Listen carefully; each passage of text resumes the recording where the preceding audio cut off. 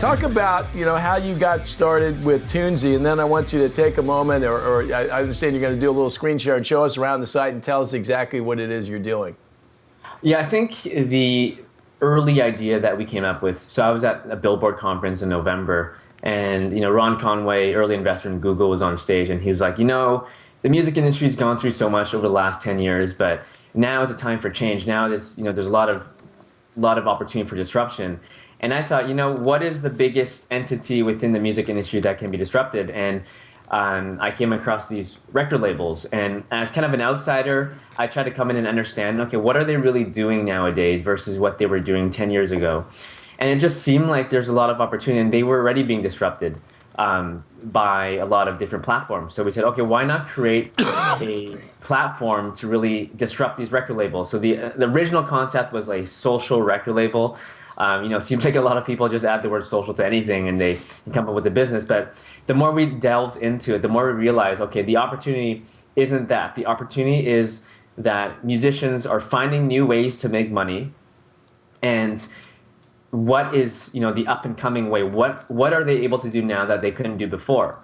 And we saw a lot of platforms like YouTube, which allowed musicians to build followings without, having to go the traditional means.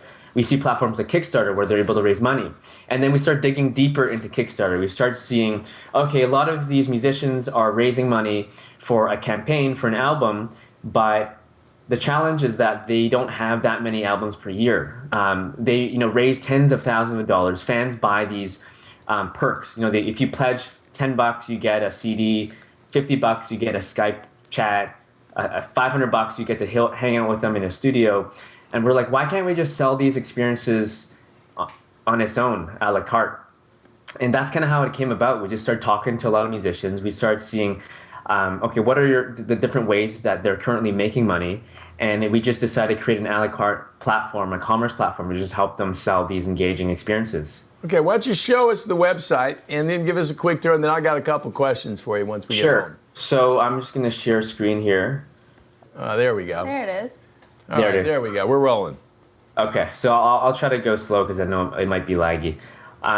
Essentially, it's a do-it-yourself platform for musicians to sell experiences. So I just clicked here on experience. It's a living room concert experience with an artist called Barlow. He's Canadian, and he's managed by the same guys who manage, the same people who manage. Sorry, I couldn't resist. Go ahead, carry on. I apologize. No worries. So he's managed by the same company that manages Our Lady of Peace, Simple Plan. And we went to them and said, hey, you should try selling these private concert experiences. It's a good way to make money if you're a developing artist. It's a good way to engage with your fans. And it's just really cool. So, he started selling this living room experience somewhere in Southern Ontario. If you can see here, is where he's playing the show. And these are the pages that the artist will promote to their fans. So we've done all kinds of experiences. Another experience that we did, which was pretty cool, that I just clicked on here, was Naughty by Nature. So they came to us and they said, hey, we're still around. We have some music. It's 20-year anniversary to our song Hip Hop Hooray, OPP. What can we do different, with our fans? And they did a dinner. So 80 fans came out in New York City to a steakhouse to have dinner with Naughty by Nature. And then right after dinner, they went to the Gramercy Theater in New York City to play a show. So this is the storefront where artists can sell experiences. And we also have something called a wish list. And I've just clicked on the wish list here. The wish list is where fans can give experience ideas for musicians. And, we try to keep it as PG as possible. And, there will be those trolls that come in and leave inappropriate comments. But a lot of artists get ideas from this. So, for example, Kathy Nguyen, she's an artist based in LA. You can see things like, I want to have an awesome Skype call with Kathy, or I want a handwritten letter with a picture and an autograph, or I want to go shopping with her. And one that actually got fulfilled was this one here called a beach day. And fans just want to hang out on a beach with her.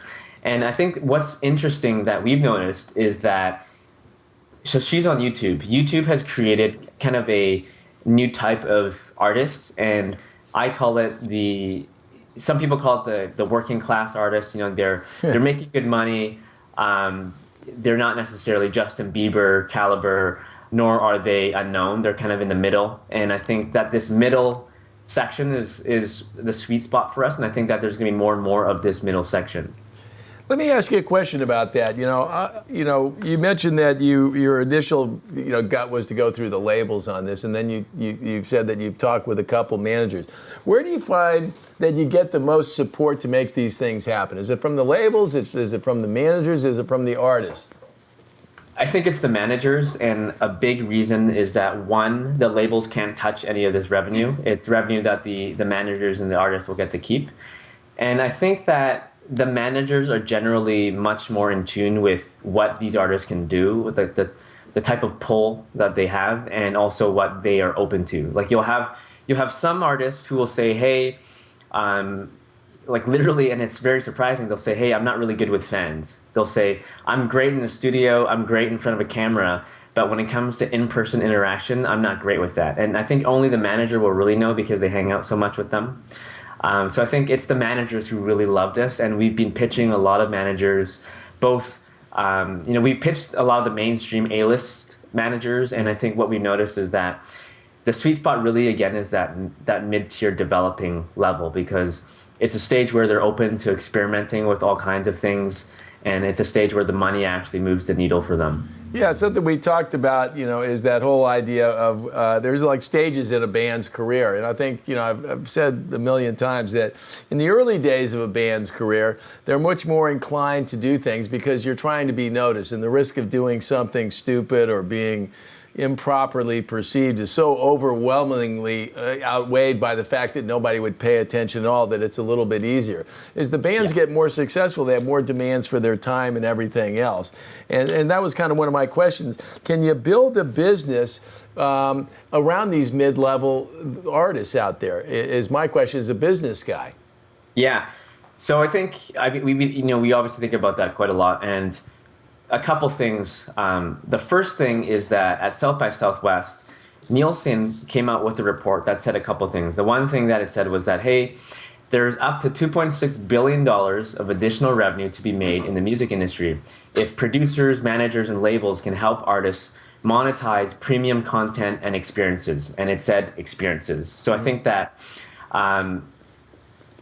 clearly there's that opportunity. And also it said that up to 53% of fans are willing to pay for premium experiences if they're given the opportunity. And so we looked at the whole industry, the whole, how many musicians are out there. And based on data, we know that in our minds, we know that there are around 3 million musicians around the world. That's a number that it's not 100% confirmed, but I've spoken to a couple sources and it seems to be pretty accurate. But of that 3 million, there's a huge long tail. And the challenge is that, okay, as a long tail, like a smaller musician, can you really sell an experience? And I think our answer to that is it depends. It doesn't matter how many fans you have.